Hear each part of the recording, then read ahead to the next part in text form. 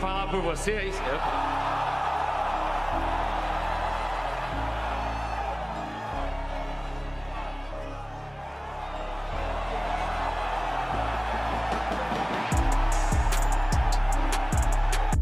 Update berita UFC yang menarik untuk diikuti. Berita pertama datang dari salah satu pengisi main event UFC White House, yaitu Ilia Topuria, yang mengeluarkan statement menarik soal pendatang baru kelas berat UFC, yaitu Josh Hockett.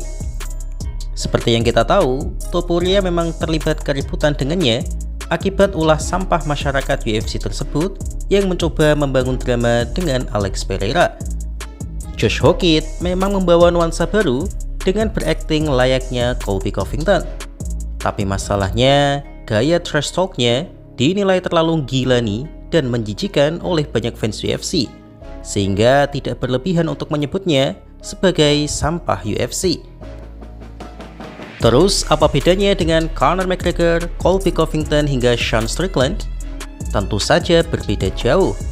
Mereka bertiga, terutama Conor McGregor, benar-benar sangat alami dalam memainkan perannya dan memiliki karisma yang luar biasa. Sedangkan Hockett tampak seperti badut yang teriak-teriak gak jelas karena dia tidak memiliki karisma. Fun fact-nya adalah, sebelum preskon dimulai, Hockett menyalami Pereira dan respect padanya.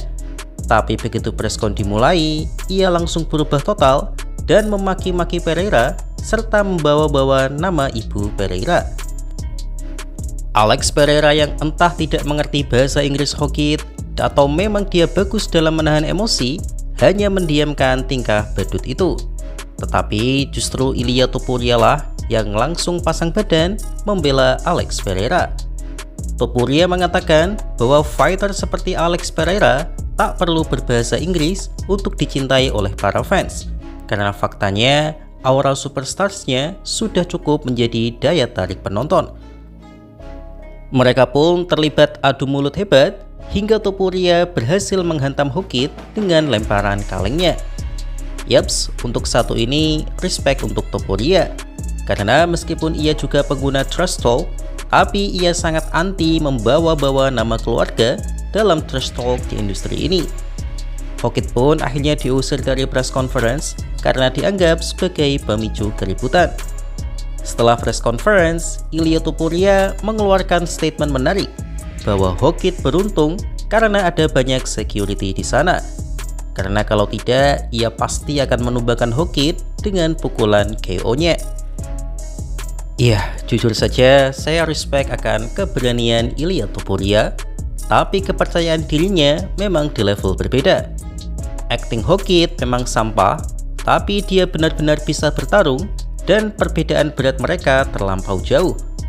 Jujur saja, meskipun saya tak suka Hockett, justru saya merasa Ilia yang seharusnya beruntung. Karena sekuat apapun pukulan Topuria, pukulan Hockett tentu lebih kuat karena memang kelas berat dibuat bukan tanpa alasan. Tapi ya begitulah Topuria. Dia sangat percaya diri akan kepercayaan dirinya, dan untuk itu saya angkat topi baginya. Tinggal nanti kita lihat keberaniannya saat melawan Arman Tsarukyan.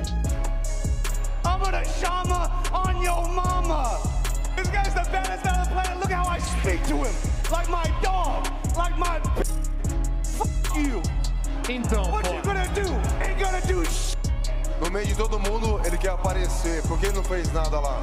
This guy just goes right by me, starts saying things. I looked at him in his eye and I said, Shama. Well, why didn't he do anything when I was there? He says Shama. He speaks English. He doesn't need me to. He speaks English. He says Shama. Hey, you Ele falou Shama, você fala inglês. You. Little bitch. I am the real BMF belt. Little short midget. Fuck you. Little midget. Come up to a room. I'll give it to anybody. I don't give a fuck. Hey, you have your boyfriend speaking for you? Do Ilia falar por vocês? Berita kedua merupakan kabar mengejutkan, di mana Colby Covington secara resmi telah dipensiunkan dari UFC.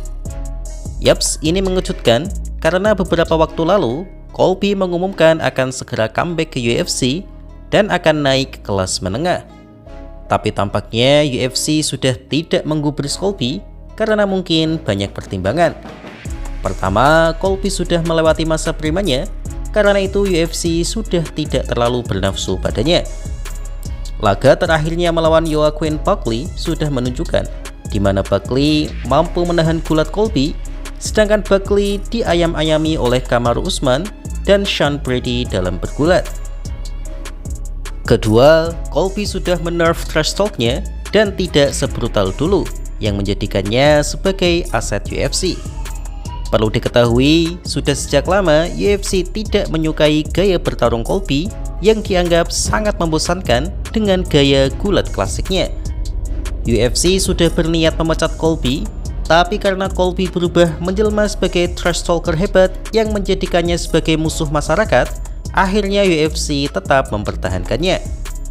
Namun kali ini Colby sudah dianggap tidak mempunyai daya tawar lagi, dan ia sudah berumur dan perkataannya pun sudah mulai sopan dan kembali ke setelan pabrik bahwa dirinya memanglah orang baik. Jadi tidak mengherankan kalau Colby sudah dianggap tidak menguntungkan bagi UFC.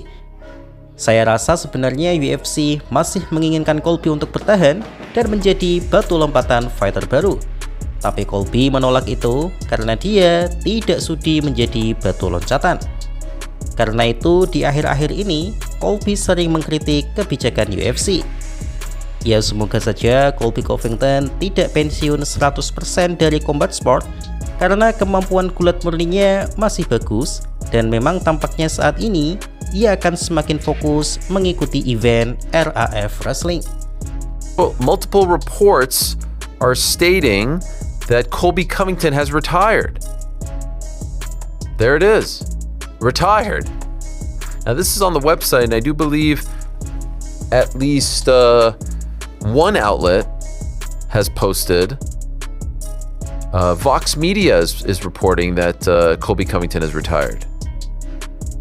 Kabar terakhir adalah mengenai event MVP milik Jake Paul yang diselenggarakan hari Ahad lalu. Ya jujur saja secara kualitas pertarungan, selain dari Francis Ngannou, saya tidak menemukan hal menarik di sini.